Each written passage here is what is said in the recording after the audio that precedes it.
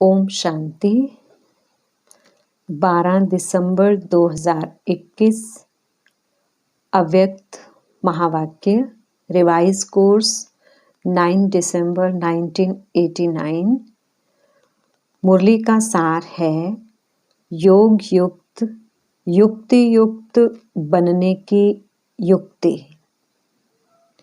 बाबा ने कहा, आज बाप दादा अपने सर्व बच्चों में से विशेष 2 प्रकार के बच्चे देख रहे हैं। एक हैं सदा योग युक्त और हर कर्म में युक्ति युक्त। दूसरे योगी हैं लेकिन सदा योग युक्त नहीं हैं और सदा हर कर्म में स्वतः युक्ति युक्त नहीं।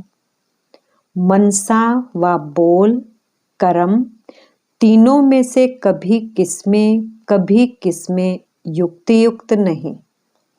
वैसे ब्राह्मण जीवन अर्थात स्वतः योग युक्त और सदा युक्ति युक्त। ब्राह्मण जीवन की अलौकिकता व विशेषता व न्यारा और प्यारापन यही है, योग युक्त और युक्ति युक्त। लेकिन कोई बच्चे इस विशेषता में सहज और नेचुरल चल रहे हैं और कोई अटेंशन भी रखते हैं, फिर भी सदा दोनों बातों का अनुभव नहीं कर सकते। इसका कारण क्या? नॉलेज तो सभी को है और लक्ष्य भी सभी का एक ही है, फिर भी कोई लक्ष्य के आधार से इन दोनों लक्ष्य अर्थात योग युक्त और युक्ति युक्त स्थिति की अनुभूति के समीप हैं और कोई कभी फास्ट पुरुषार्थ से समीप आते, लेकिन कभी समीप और कभी चलते चलते कोई ना कोई कारणवश रुक जाते हैं, इसलिए सदा लक्षण के समीप अनुभूति नहीं करते। सर्व ब्राह्मण आत्माओं में से इस श्रेष्ठ लक्ष्य तक नंबर 1 समीप कौन? ब्रह्मा बाप। क्या विधि अपनाई जो इस सिद्धि को प्राप्त किया? सदा योग युक्त रहने की सरल विधि है सदा अपने को सारथी और साक्षी समझ चलना। आप सभी श्रेष्ठ आत्माएं इस रथ के सारथी हो। रथ को चलाने वाली आत्मा सारथी हो। यह स्मृति स्वतः ही इस रथ अथवा देह से न्यारा बना देती है, किसी भी प्रकार के देह भान से न्यारा बना देती है। देह भान नहीं तो सहज योग युक्त बन जाते और हर कर्म में योग युक्त युक्ति युक्त स्वतः ही हो जाते हैं। स्वयं को सारथी समझने से सर्व कर्मेंद्रियां अपने कंट्रोल में रहती हैं, अर्थात सर्व कर्मेंद्रियों को सदा लक्ष्य और लक्षण की मंजिल के समीप लाने की कंट्रोलिंग पावर आ जाती है। स्वयं सारथी किसी भी कर्मेंद्रिय के वश नहीं हो सकता, क्योंकि माया जब किसी के ऊपर भी वार करती है तो माया के वार करने की विधि यही होती है कि कोई ना कोई स्थूल कर्मेंद्रियां अथवा सूक्ष्म शक्तियां मन बुद्धि संस्कार के परवश बना देती है। आप सारथी आत्माओं को जो महामंत्र वशीकरण मंत्र बाप से मिला हुआ है, उसको परिवर्तन कर वशीकरण के बजाय वशीभूत बना देती है। और एक बात में भी वशीभूत हुए तो सभी भूत प्रवेश हो जाते हैं, क्योंकि इन भूतों की भी आपस में बहुत यूनिटी है। एक भूत आया तो वह सभी का आवाहन करेगा। फिर क्या होता है? यह भूत सारथी से स्वार्थी बना देते हैं। और आप क्या करते हो? जब सारथीपन की स्मृति में आते हो तो भूतों को भगाने की युद्ध करते हो। युद्ध की स्थिति को योग युक्त स्थिति नहीं कहेंगे, इसलिए योग युक्त व युक्ति युक्त मंजिल के समीप जाने की बजाय रुक जाते हो और पहला नंबर स्थिति से दूसरे नंबर में आ जाते हो। सारथी अर्थात वश होने वाले नहीं, लेकिन वश कर चलाने वाले। तो आप सब कौन हो? सारथी हो ना। सारथी अर्थात आत्मा अभिमानी, क्योंकि आत्मा ही सारथी है। ब्रह्मा बाप ने इस विधि से नंबर 1 की सिद्धि प्राप्त की, इसलिए बाप भी इसका सारथी बना। सारथी बनने का यादगार बाप ने करके दिखाया। फॉलो फादर करो। सारथी बन सदा सारथी जीवन में अति न्यारी और प्यारी स्थिति का अनुभव कराया, क्योंकि देह को अधीन कर बाप प्रवेश होते अर्थात सारथी बनते हैं, देह के अधीन नहीं बनते, इसलिए न्यारा और प्यारा है। ऐसे ही आप सभी ब्राह्मण आत्माएं भी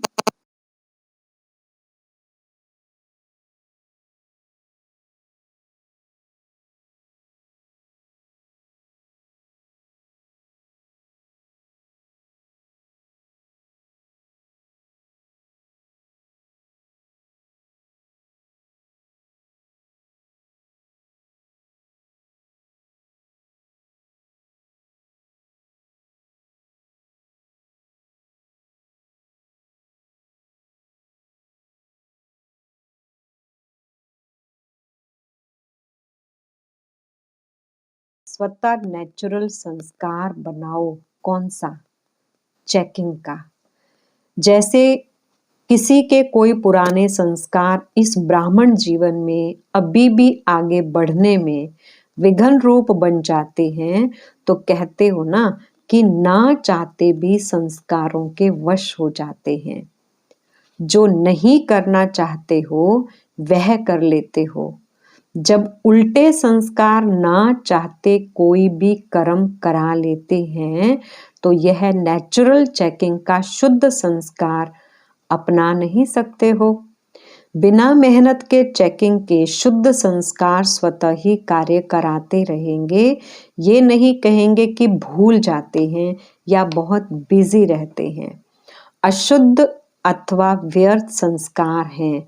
कई बच्चों में अशुद्ध संस्कार नहीं तो व्यर्थ संस्कार भी हैं। यह अशुद्ध व्यर्थ संस्कार भुलाते भी नहीं भूल सकते हो और यही कहते हो कि मेरा भाव नहीं था, लेकिन मेरा यह पुराना स्वभाव व संस्कार है। तो अशुद्ध नहीं भूलता, फिर शुद्ध संस्कार कैसे भूल जाता है?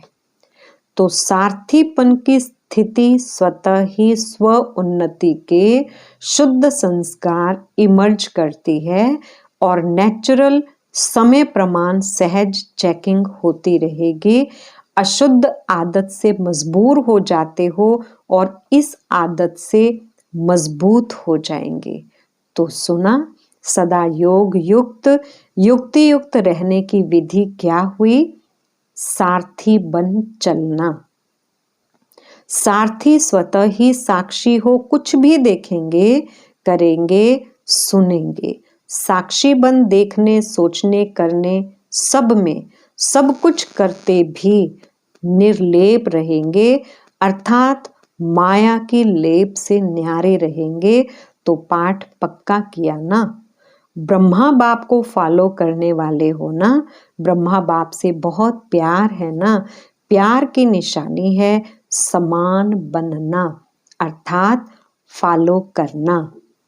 सभी टीचर्स का बाप से कितना प्यार है। बाप सदा टीचर्स को अपने सेवा के समीप साथी समझते हैं, तो पहले फॉलो टीचर्स करेंगी ना? इसमें सदा यही लक्ष्य रखो कि पहले मैं। ईर्ष्या में पहले मैं नहीं, वह नुकसान करती है। शब्द वही है पहले मैं, लेकिन एक है ईर्ष्यावश पहले मैं। तो इससे पहले की बजाय कहाँ लास्ट पहुंच जाता, फर्स्ट से लास्ट आ जाता और फॉलो फादर में पहले मैं कहा और किया तो फर्स्ट के साथ में आप भी फर्स्ट हो जाएंगे। ब्रह्मा फर्स्ट है ना, तो सदा यह लक्ष्य रखो कि टीचर्स अर्थात फॉलो फादर और नंबर 1 फॉलो फादर। जैसे ब्रह्मा नंबर 1 बना तो फॉलो करने वाले भी नंबर 1 का लक्ष्य रखो। टीचर्स सभी ऐसे पक्की हैं ना, हिम्मत है फॉलो करने की, क्योंकि टीचर्स अर्थात निमित्त बनने वाली अनेक आत्माओं के निमित्त हो। तो निमित्त बनने वालों के ऊपर कितनी जिम्मेवारी है। जैसे ब्रह्मा बाप निमित्त रहे ना, तो ब्रह्मा बाप को देख करके कितने ब्राह्मण तैयार हुए। ऐसे ही टीचर्स कोई भी कार्य करती हो, चाहे खाना बना रही हो, चाहे सफाई कर रही हो, लेकिन हर कर्म करते यह स्मृति रहे कि मैं निमित्त हूँ अनेक आत्माओं के प्रति। जो और जैसा मैं करूँगी, मुझ निमित्त आत्मा को देख और भी करेंगे। इसलिए बाप दादा सदैव कहते हैं, एक तरफ है भाषण करना और दूसरी तरफ है बर्तन मांजना। दोनों ही काम में योग युक्त युक्ति युक्त। काम कैसा भी हो, लेकिन स्थिति सदा ही योग युक्त और युक्ति युक्त हो। ऐसे नहीं भाषण कर रहे हैं तब तो योग युक्त रहें, और बर्तन मांजना अर्थात साधारण काम कर रहे हैं तो स्थिति भी साधारण हो जाए। हर समय फॉलो फादर। सुना, आगे बैठती हो ना, तो बैठने में आगे कितना अच्छा लगता है और सदा आगे बढ़ने में कितना अच्छा लगेगा। जब भी कोई ऐसा कड़ा संस्कार पीछे करने की कोशिश करे तो यह सीन याद करना, जब आगे बैठना अच्छा लगता तो आगे बढ़ने में क्यों पीछे रहें। तो जब कोई बात आए तो मधुबन में पहुंच जाना और अपने को हिम्मत उमंग में ले लाना, क्योंकि पीछे रहने वाले तो बहुत आएंगे पीछे। आप लोग भी पीछे रह जाएंगे तो फिर पीछे वालों को आगे करना पड़ेगा। इसलिए यह सदा स्मृति रखो कि हम आगे रहने वाले हैं। पीछे रहना अर्थात प्रजा बनना। प्रजा तो नहीं बनना है ना, प्रजा योगी तो नहीं, राजयोगी होना।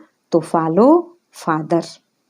अच्छा, फॉरेनर्स क्या करेंगे? फॉलो फादर करेंगे ना। कहाँ तक पहुंचेंगे? सभी फ्रंट में आ जाएंगे। जो भी आए हैं फॉलो फादर कर फास्ट और फर्स्ट आना। यह नहीं सोचो कि फर्स्ट तो एक ही आएगा, लेकिन फर्स्ट ग्रेड तो बहुत होंगे ना। फर्स्ट नंबर तो ब्रह्मा आएगा, लेकिन फर्स्ट ग्रेड में तो साथी रहेंगे। इसलिए फर्स्ट में आना। एक फर्स्ट नहीं होगा, फर्स्ट ग्रेड वाले बहुत होंगे। इसलिए यह नहीं सोचो पहला नंबर तो फाइनल हो गया, इसलिए सेकंड ही आएंगे। सेकंड ग्रेड में नहीं जाना। जो ओटे सो अव्वल अर्जुन। अव्वल नंबर माना अर्जुन। सबको फर्स्ट में आने का चांस है, सब आ सकते हैं। फर्स्ट ग्रेड बेहद है, कम नहीं है। तो सभी फर्स्ट में आएंगे ना, पक्का है। अच्छा, सदा ब्रह्मा बाप को फॉलो करने वाले, सदा स्वतः योग युक्त युक्ति युक्त रहने वाले, सदा सारथी बन कर्मेंद्रियों को श्रेष्ठ मार्ग पर चलाने वाले, सदा मंजिल के समीप रहने वाले, ऐसे सर्वश्रेष्ठ आत्माओं को बाप दादा का याद प्यार और नमस्ते। हम रूहानी बच्चों की रूहानी बाप दादा को याद प्यार गुड मॉर्निंग और नमस्ते जी। अव्यक्त बाप दादा के जोन वाइज उच्चारे हुए मधुर महावाक्य इंदौर जोन। बाप दादा की श्रेष्ठ मत ने श्रेष्ठ गति को प्राप्त करा लिया, ऐसा अनुभव करते हो ना। जैसी मति वैसी गति होती है, तो बाप की श्रेष्ठ मत है तो गति भी श्रेष्ठ होगी ना। कहते हैं कि जैसी अंत मते वैसी गति, ये क्यों गाया हुआ है? क्योंकि बाप चक्र के अंत में ही आकर श्रेष्ठ मत देता है, तो अंत समय पर श्रेष्ठ मत लेते हो और अनेक जन्म सदगति को प्राप्त करते हो। इस समय बेहद की अंत मते सो गते श्रेष्ठ हो जाती है। तो इस समय का ही यादगार भक्ति में चला आता है। एक जन्म की श्रेष्ठ मत से कितने जन्म श्रेष्ठ गति प्राप्त करते हो, सब यादगार इस संगम युग के ही हैं। यादगार क्यों बने? क्योंकि इस समय याद में रहकर कर्म करते हो। हर कर्म का यादगार बन गया। आप अमृत वेले विधि पूर्वक उठते हो तो देखो, आपके यादगार चित्रों में भी विधि पूर्वक उठाते हैं। कितना प्यार से उठाते हैं जड़ चित्र, लेकिन कितने दिल से स्नेह से उठाते हैं। उठाते भी हैं तो खिलाते सुलाते भी हैं, क्योंकि आप इस समय सब याद के विधि पूर्वक करते हो। खाना भी विधि पूर्वक खाते हो, भोग लगाकर खाते हो ना, या जैसे है वैसे ही खा लेते हो? ऐसे तो नहीं। किसी को खाना देना है इसलिए जल्दी जल्दी में भोग नहीं लगाया। अगर किसको देना भी है, कोई मजबूरी है, तो भी पहले अलग हिस्सा जरूर निकालो। ऐसे नहीं किसी को खिलाकर पीछे भोग लगाओ। विधि पूर्वक खाने से सिद्धि प्राप्त होती है, खुशी होती है, निरंतर याद सहज रहती है। तो अमृत वेले से लेकर रात तक जो भी कर्म करो, याद के विधि पूर्वक करो, तब हर कर्म की सिद्धि मिलेगी। सिद्धि अर्थात प्रत्यक्ष फल प्राप्त होता रहेगा। सबसे बड़े ते बड़ी सिद्धि है प्रत्यक्ष फल के रूप में अतीन्द्रिय सुख की अनुभूति होना। सदा सुख की लहरों में, खुशी की लहरों में लहराते रहेंगे। पहले प्रत्यक्ष फल मिलता है, फिर भविष्य फल मिलता है। इस समय का प्रत्यक्ष फल अनेक भविष्य जन्मों के फल से श्रेष्ठ है। अगर अभी प्रत्यक्ष फल नहीं खाया तो सारे कल्प में कभी भी प्रत्यक्ष फल नहीं मिलेगा। अभी अभी किया, अभी अभी मिला, इसको कहते हैं प्रत्यक्ष फल। सतयुग में भी जो फल मिलेगा वो इस जन्म का मिलेगा, दूसरे जन्म का नहीं। लेकिन यहाँ जो मिलता है वह प्रत्यक्ष फल अर्थात अभी अभी का फल है। तो प्रत्यक्ष फल से वंचित नहीं रहना, सदा फल खाते रहना। यह प्रत्यक्ष फल अच्छा लगता है ना? ऐसा भाग्य कभी सोचा था? भगवान द्वारा फल मिलेगा, यह तो स्वप्न में भी नहीं था। तो जो बात ख्याल ख्वाब में नहीं हो और वो हो जाए तो कितनी खुशी होती है। आजकल की अल्पकाल की लॉटरी आती है तो भी कितनी खुशी होती है। और यह प्रत्यक्ष फल सो भविष्य फल हो जाता है तो नशा रहता है ना। कभी कम कभी ज्यादा तो नहीं, सदा एक रस स्थिति में उड़ते चलो। सेकंड में उड़ना सीख गए हो ना, या ज्यादा समय लगता है? संकल्प किया और पहुंचे, इतनी फास्ट गति है। अच्छा, इंदौर जोन वाले सभी संतुष्ट हो ना? माताएं सदा संतुष्ट हो? कभी परिवार में भी लौकिक द्वारा असंतुष्ट तो नहीं होती? कभी तंग होती हो? कभी चंचल बच्चों से तंग होती हो? तंग कभी नहीं होना। जितना आप तंग होंगे उतना वो ज्यादा तंग करेंगे। इसलिए ट्रस्टी बनकर, सेवाधारी बनकर सेवा करो। मेरापन आता है तो तंग होते हैं। मेरा बच्चा और ऐसे करता है, तो जहां मेरापन होता है वहां तंग होते, और जहां तेरा तेरा आया तो तैरने लगते। तो तैरने वाले हो।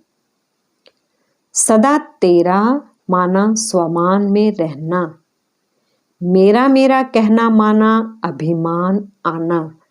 तेरा तेरा मानना माना स्वमान में रहना। तो सदा स्वमान में रहने वाले अर्थात तेरा मानने वाले, यही याद रखना। अच्छा, डबल फॉरेनर्स भी सिक्के लधे हैं, थोड़े हैं। कितनी खुशी रहती है उसका वर्णन कर सकते हो? बेहद का बाप है तो प्राप्ति भी बेहद की है। इसलिए हद की गिनती कर नहीं सकते। बाप दादा तो डबल विदेशी बच्चों को तीव्र पुरुषार्थी की रफ्तार से देख खुश होते हैं। भारतवासी तो भारत की बातों को जानते हैं, लेकिन यह लोग ना जानते भी इतने समीप तीव्र पुरुषार्थी बने तो कमाल की ना। तो डबल लक्की हो गए। और भारतवासियों को क्या नशा है कि हम ही हर कल्प में अविनाशी भारतवासी बनेंगे। यह नशा है ना। अविनाशी खंड भारत है। हरेक का अपना अपना नशा है। सभी को भारत में ही आना पड़ेगा ना। और आप बैठे ही भारत में हो। अच्छा, ओम शांति। वरदान। अपने मस्तक द्वारा तीसरे नेत्र का साक्षात्कार कराने वाले सच्चे योगी भव। यादगार में योगी के मस्तक पर तीसरा नेत्र दिखाते हैं। आप सच्चे योगी बच्चे भी अपने मस्तक द्वारा तीसरे नेत्र का साक्षात्कार कराने के लिए सदा बुद्धि द्वारा एक बाप के संग में रहो। एक बाप, दूसरे हम, तीसरा ना कोई। जब ऐसी स्थिति होगी तब तीसरे नेत्र का साक्षात्कार होगा। अगर बुद्धि में कोई तीसरा आ गया तो फिर तीसरा नेत्र बंद हो जाएगा। इसलिए सदैव तीसरा नेत्र खुला रहे। इसके लिए याद रखना कि तीसरा ना कोई। स्लोगन। प्रसन्नचित्त बनना अर्थात परेशान होना और परेशान करना।